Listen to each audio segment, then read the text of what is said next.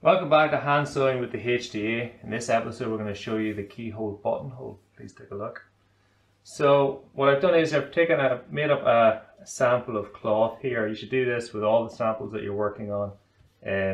What we've done here, we've taken a piece of cloth, fused it, and then we put a layer of canvas in between, and then I just overlocked it to hold all the layers together. So for a keyhole buttonhole, the first thing you want to do is mark the position of the buttonhole. So I'm going to take this ruler here, and so we're roughly in the middle there. I'm going to mark chalk line like so, and then I'll measure in, say, 3/4 inch from the edge, and then about 7/8 long. We'll make this for the front hole there, like that. Now, the next thing I want to do is I'm going to move over to the machine.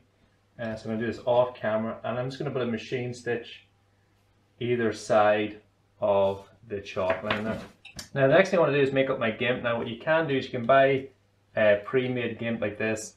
It does actually work quite well. The only issue I have with it is that the garment you tend to wear a lot, the silk wears against the gimp, and then it frays out and you end up losing the buttonhole. So that's the only reason why I don't really go with that stuff. I also prefer the nice soft buttonhole that just using the silk thread gets for me. So we're going to use the pink thread here as the gimp, and then we're going to use the red thread here as the silk. Ordinarily you'd obviously match the thread to the fabric that you're using, but in this instance we obviously want to show the stitches up close, and using a contrasting thread is going to help us do that. So start off by taking the pink silk thread and stretching about the length of your arm, giving it a good stretch, a good pull and stretch. And then pluck, like that. And then take a piece of wax, and you really want to overdo the wax on this. You want this thing caked in wax, top to bottom. It's the only way it's going to hold together when you're going to twist it up to make it into a gimp thread. So you're going to do this about 10 or 12 times at least, and then turn around and then do the bit that you missed. It's in your hand.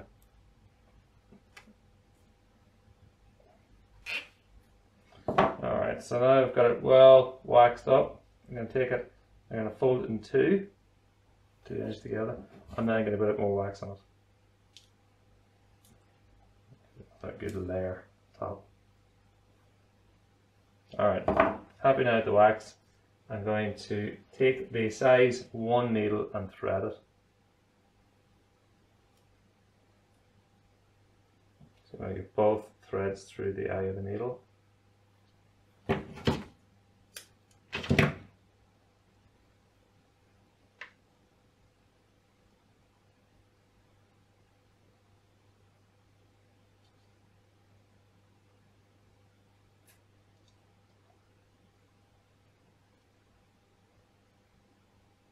Alright, now that I've got it threaded like that, pop it into the edge of my sleeve board here. And what I do now is I start twisting it, just rolling it. Doesn't matter whether it's clockwise or anti-clockwise, but just roll it into your fingers. Get all the way down to the bottom. You want to keep rolling until it gets really, really, really tight. You can feel if you just did that, it'll all buckle in on itself. Now you take a bit of, put this over back, take that, and I'm going to run it down the thread, like that. Maybe that's to wipe off the excess wax. There we go. So now I've got this. It's like a piece of wire similar to this gimp. You know. Then I'll take the bottom of it here and I'm gonna tie it off.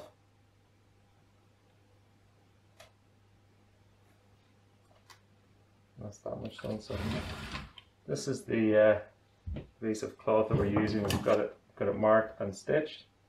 So now I want to just trim the threads.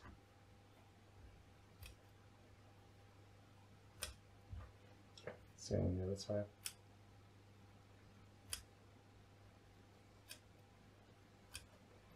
Get that out of the way. Okay, now for the size of the eye, we're going to use the second biggest eye. And then I'm going to take a piece of cardboard, set it behind, and then punch through. So I want to punch it right in the middle of the cross, in line with both of those stitch lines. So putting a piece of card behind it is going to give you a cleaner cut and cut through. And then what you want to do is take your shear and cut to the end of the buttonhole between the two rows of stitching. Like that. Okay, so you got your hole punched through, you've cut it. Now what you want to do is cut off the corners there. So that just those little shoulders right there, just take that and nip it here. And then what that gives you then is like it's essentially more of like what I call a teardrop for the top of the eye there. So I've got my thimble here. So I've got this and this ready. So I can turn my attention now to the wax. Sorry, to the silk. So I'm going to take my red thread here and I'm going to get the length of my arm. I'm going to get it, stretch it, pluck it, and then wax it.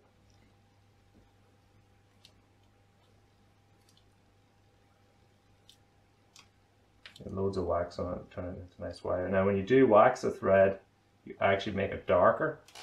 So something to be aware of if you're really trying to match in a thread, silk thread to the job. Take into consideration it will actually will darken.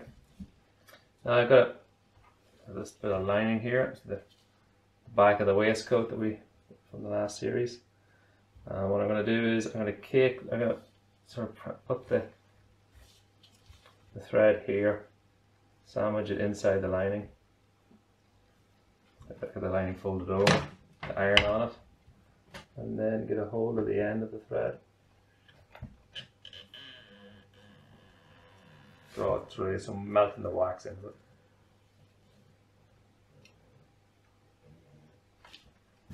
You can see actually all the wax that came off it there. Look at that.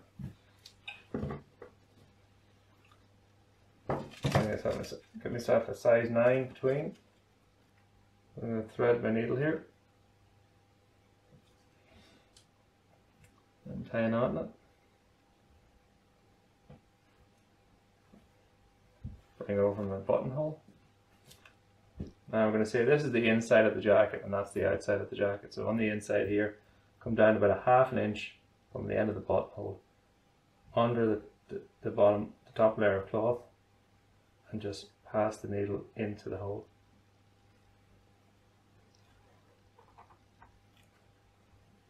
That, and then you can take the needle and just pop it in the edge. Now we've got our silk thread here.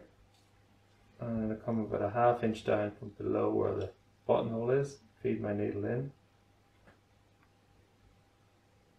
just inside the buttonhole there like that.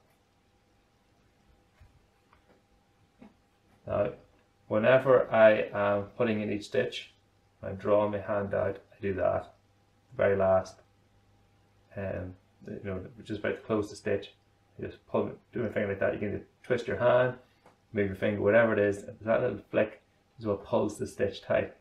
It's not an upward yank this way, because if you do that, every stitch will have a different tension to it, but if you do it as a flick of the wrist like that, pull the stitch in, it'll close each of the stitch with the same amount of tension in it. And we get started. So the first few stitches are going to set the gimp to position. We want the gimp sitting on top of the buttonhole all the way around. So I'm going to do that as we stitch it in. And when we're pulling this off, we're going to be pulling off at a 45-degree angle from the buttonhole as we're coming up the side. When we're coming around the eye, it's up at 90 degrees, we're pulling it this way. And remember, it's a flick, not a pull.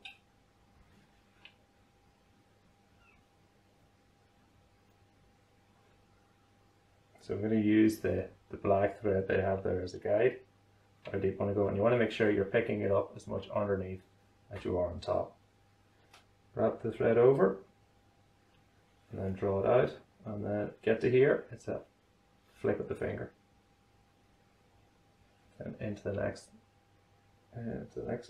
stitch. Again, you want it now, this time you're butting your needle just ever so slightly ahead where the last stitch was, and then where the last stitch finished. Make sure you're getting that out on top, and then that's a little flick of the wrist.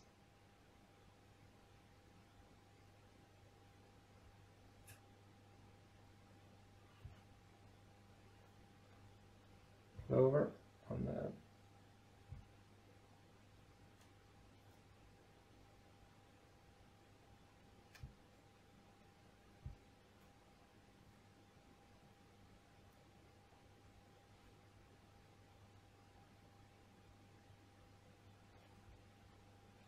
again, wrap the thread over, draw it out, and then pick of the wrist.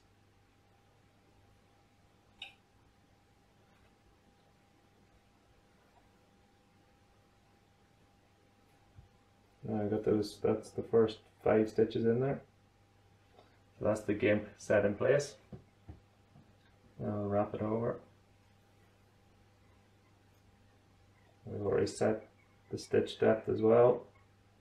So it's just about lining up the next stitch with the last stitch.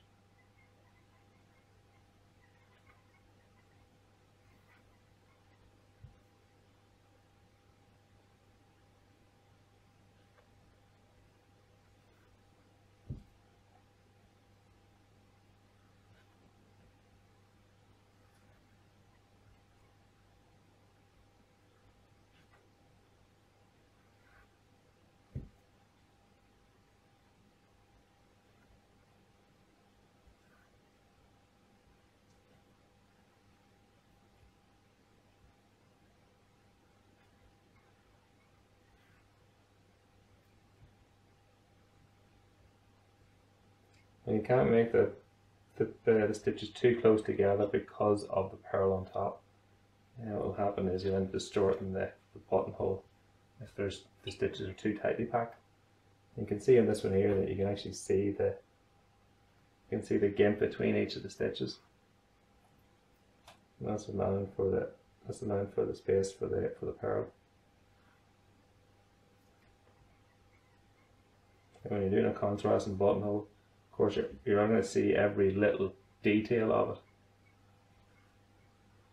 So whether, you know, space between each buttonhole, depth of each stitch. So you should always try and match your thread close to the cloth, so the stitch itself is a lot more forgiving.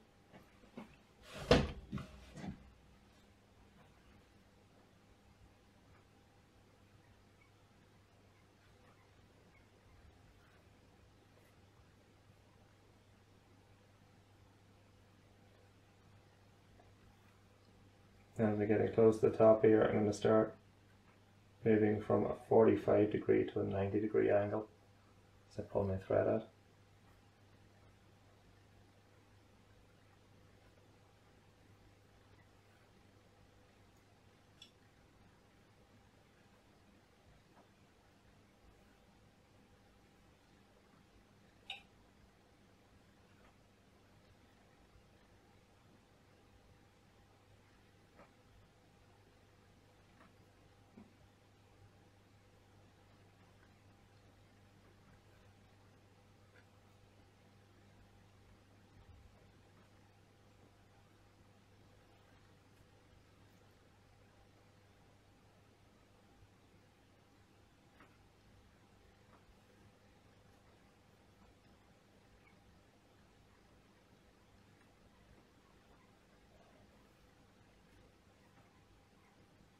Now we're going around the eye here, so trying to put the stitches on top. We're trying to evenly spread them as well. So nice, get a nice fan out around here.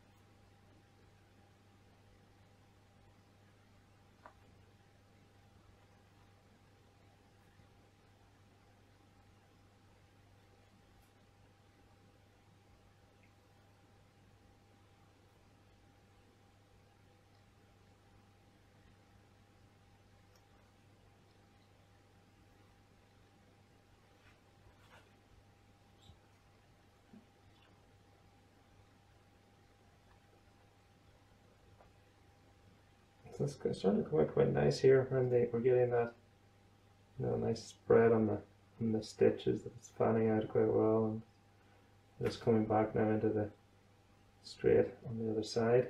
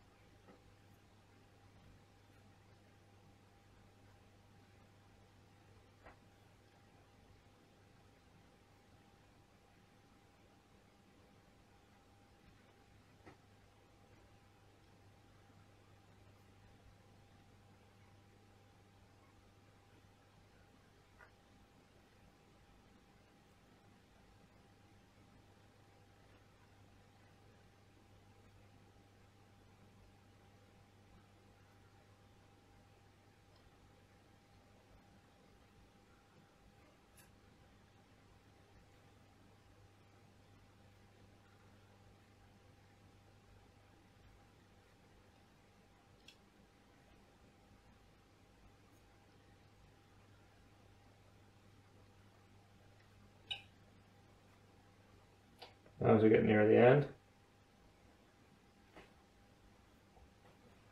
take our gimp needle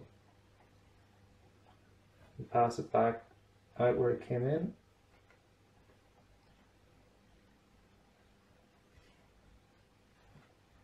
Let's give it a nice pull there.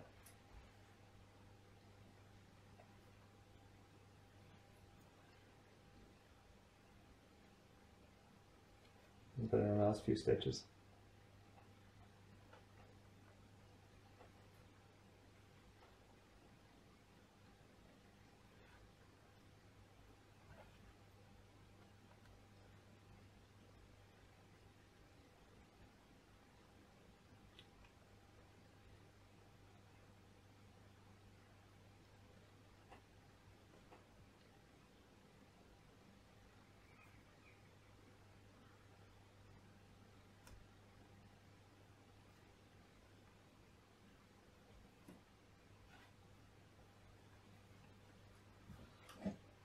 And we all got to do is put on the bar tack, so do that. We're going to whip it across here. That's 1,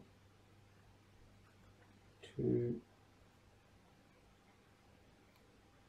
3, 4.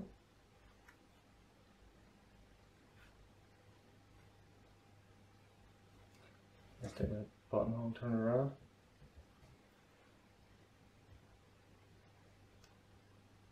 Take 1, 2, 3. each stitch and picking up a little bit of the cloth under it as well. 4, 5, 6, 7, 8, 9, and then the very last one, 10. And you take your thread, you pass it through the bar tack. Okay. And then you take it, turn it around here, you pass it, just go inside beside the bar tack and out to where we came in.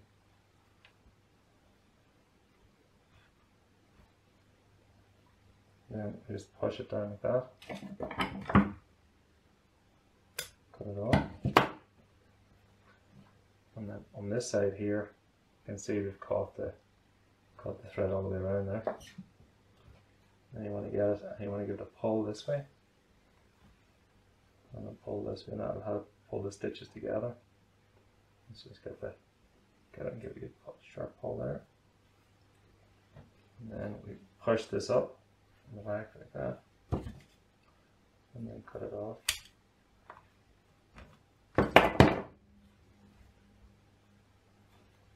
And look, there you have your keyhole buttonhole.